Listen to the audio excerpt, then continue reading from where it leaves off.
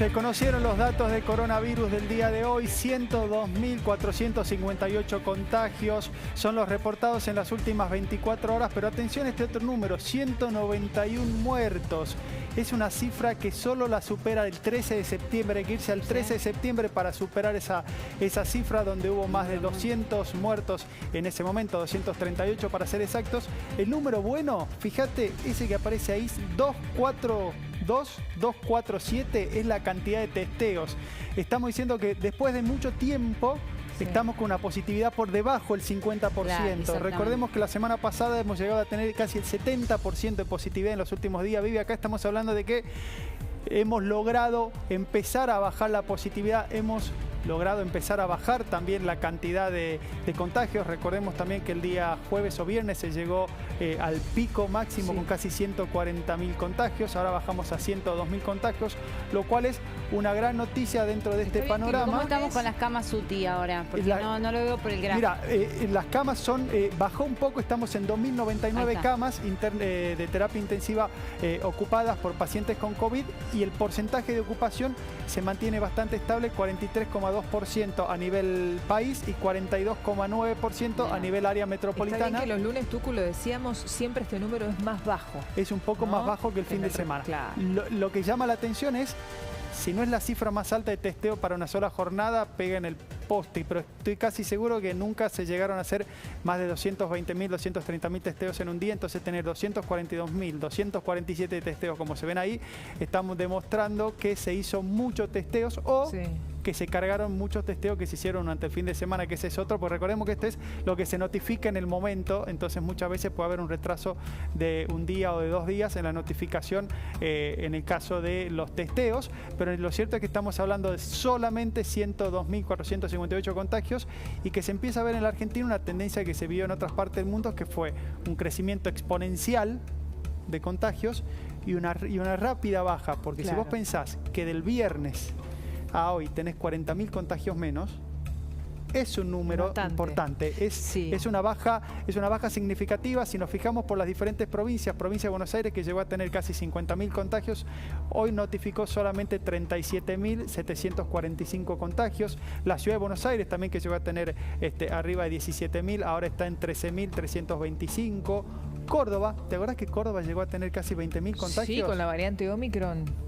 Solamente 8.000 contagios Córdoba. 8.637 contagios en Córdoba. Y otra de las provincias que había tenido muchos contagios es la provincia de Santa Fe, que en este caso solamente notificó 6.417 contagios. La que sigue muy alto, Tucumán, con casi 6.000 contagios, a la misma proporción de Santa Fe, teniendo menos población. A mí me preocupa la cantidad de víctimas fatales, ¿no? Hoy tenemos contabilizados 191 muertos. Le voy a preguntar su opinión a Ángela Gentile, que es infectóloga y pediatra, y ya está en comunicación con nosotros. Doctora, ¿cómo le va? Buenas tardes. ¿Qué tal? Buenas tardes, ¿cómo les va? Bien, un saludo para todos. Siempre es un placer tenerla con nosotros. Yo digo, a mí me preocupa esta cantidad de víctimas fatales, 191 muertos. ¿Es para preocuparnos? ¿Es lo esperable teniendo en cuenta la cantidad de contagios diarios que tuvimos la semana anterior? Creo que es absolutamente esperable, porque aprendimos en el manejo de esta pandemia que luego que aumentan los casos, que pueden ser más o menos ese aumento, es decir, puede ser más exponencial o menos exponencial, en general a los 14, 21 días empieza a aparecer el aumento del número de pacientes fallecidos. Esto es por las características de la enfermedad, no es inmediato que aumentan los casos y aumentan los fallecidos. Así que es esperable que empiece a aumentar este número. Igualmente, piensen que estamos en una situación en esta tercera ola totalmente diferente al 2020 y 2021.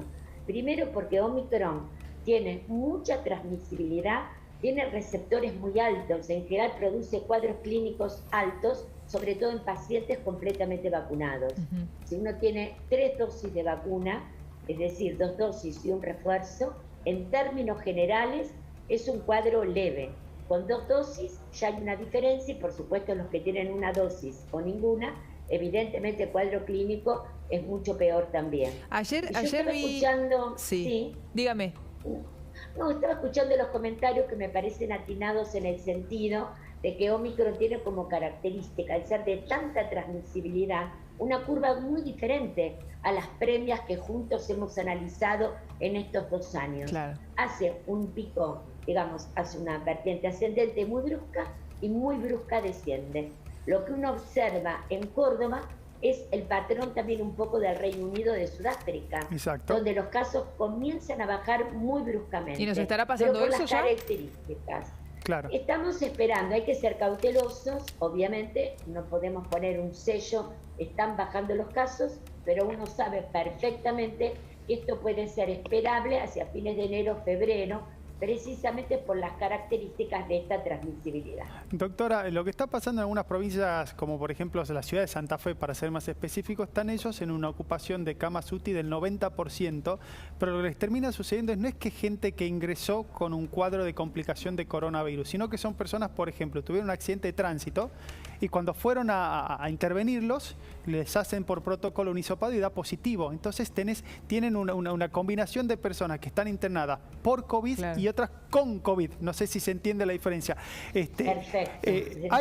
Bueno, lo mismo pasa en el Garrahan. Sí. Lo mismo pasa en el Garrahan. Bueno, les quería comentar eso, que claro, nosotros hoy en nuestra reunión, que tenemos absolutamente todos los días en el Hospital de Niños, nosotros analizamos la cantidad de pacientes pediátricos internados, que en este momento ronda entre 35 y 37, pero la mayor parte son no pacientes internados por COVID, sino son con COVID. Exacto. Por ejemplo, un pacientito, pacientes graves, una herida de bala, incluso hemos tenido un paciente ahogado, digamos, que está en recuperación en terapia, que la detección de esa PCR fue un hallazgo, pero en realidad no es que el COVID le causó eso, obviamente. Exacto. Y así como mucha otra patología de base. Por eso hay que, por lo menos esto lo tenemos muy bien estudiado en pediatría. Una cosa es internarse por COVID y otra cosa es con COVID. Entonces claro, me parece que eso también es importante y cada establecimiento va haciendo este análisis en el día a día. Nosotros en el hospital lo hacemos permanentemente en nuestra población pediátrica que estamos atendiendo. Ángela, no la quiero despedir, pero quiero ir a nuestro móvil. Nuestro compañero Agustín Amaya está en Mar del Plata. Quiero que usted vea las imágenes. Agustín, estás en un lugar ahí en Mar del Plata, caminando por la calle, porque hoy no es un día de playa, 18 grados, y estás en un lugar con mucha gente y no se ve tanto barbijo colocado. Exacto, Vivi. El uso del barbijo es bastante dispar. Tenemos mucha gente que no lo usa, mucha gente que lo usa mal y hay algunos que sí se cuidan bastante con el barbijo, lo tienen correctamente colocado. Pero bueno, en su gran mayoría, como estamos a cielo abierto y no estamos en lugares cerrados, bueno, ahí la gente por ahí se relaja un poco más y no utiliza el tapabocas. Sí, para ingresar a las cafeterías, como estamos pasando ahora, es obligatorio el uso del barbijo, por eso tenemos mucha gente que está en la fila aguardando con el tapabocas puesto, pero en líneas generales están paseando y no utilizando el tapabocas, o lo llevan en su mano o en su muñeca atado, pero lo que se ve más es personas que no utilizan ningún tipo de protección. A ver, Agustín, déjame que le pregunte a Ángela, que está conectada. Doctora, ¿esto es peligroso? Porque, claro, la gente dice, bueno, estoy al aire libre, no necesito ponerme barbijo ahora, pero estar al aire libre con tantas personas cerca, sin barbijo, ¿no puede ser peligroso? Absolutamente tenemos que tener claro que aire libre no significa 100% de seguridad, claro, de ninguna forma. Porque si yo estoy al aire libre durante 15 minutos cara a cara, sin barbijo, evidentemente el riesgo de transmisión aumenta. Hay que recordar que los receptores se encuentran en la vía alta, en narinas sobre todo. Entonces, evidentemente, a menos de 15 centímetros, al hablar, al reír, al comer, hay unas gotitas, ¿se acuerdan? Las gotitas de flu, claro, que ya la aprendimos juntos, tanto tiempo hablando de esto, y evidentemente el mecanismo de transmisión es ese, pero ahora aumentado, porque la característica de este Ómicron es precisamente la alta transmisibilidad. Yo creo que a veces se crea una falsa sensación de seguridad. La gente que está vacunada con 2 dosis o con 3, bueno, yo no voy a tener COVID. Y eso claro, no es así, claro, porque lo que estamos viendo es gente completamente vacunada con cuadros leves, es verdad, cuadros leves, pero que transmiten. Mucha pueden gente transmitir dice, a pacientes de riesgo. Mucha gente dice, dejen de asustarnos ustedes los periodistas porque estamos contabilizando resfríos cada vez que damos todos los días los datos de coronavirus. Claro, eso es esa falsa sensación de seguridad, de decir, bueno, esto es un brote que son anginas, cuadros leves, no pasa nada. Pero bueno, hay pacientes que fallecen, pacientes que se complican. Aparte, hay que recordar otra cosa importante. Uno puede tener un cuadro clínico leve, pero puede tener secuelas, lo que se llama el long COVID. Exacto. Aparecen a veces cuadros de tipo neurológicos, aparecen sobre todo más cuadros cardiológicos, alguna arritmia, algún cuadro neumonológico, cuadros vagales, esa sensación de desmayo, los cuadros vagales, que también es otra de las secuelas de este long COVID que están enunciadas. Por eso es fundamental, doctora, después de haber tenido coronavirus, hacerse todos los chequeos correspondientes post-COVID. Hay mucha gente que incluso, yo hablo con gente que me dice, ya empecé el gimnasio, empecé un año nuevo, me quiero poner en forma. ¿Tuviste coronavirus? Sí, tuve. ¿Te hiciste los chequeos del post? No. Y eso es muy peligroso. Es un excelente comentario que hay que controlarse, porque cuando uno, y sobre todo a mayor edad, ¿no es cierto?, independientemente del número de dosis o del cuadro clínico. Nosotros, por ejemplo, en el Hospital de Niños, en el área ambulatoria, tenemos un área específica de control post-COVID, y otro elemento que controlamos mucho en pediatría es el desarrollo de los chicos, ¿no es cierto? Claro. Cómo van adquiriendo las pautas madurativas. ¿Y encontraron algún detalle? ¿Les llamó la atención algo? Porque la población pediátrica es absolutamente diferente a la adulta. ¿Cuáles son los síntomas de long COVID más comunes, por ejemplo, en la población pediátrica?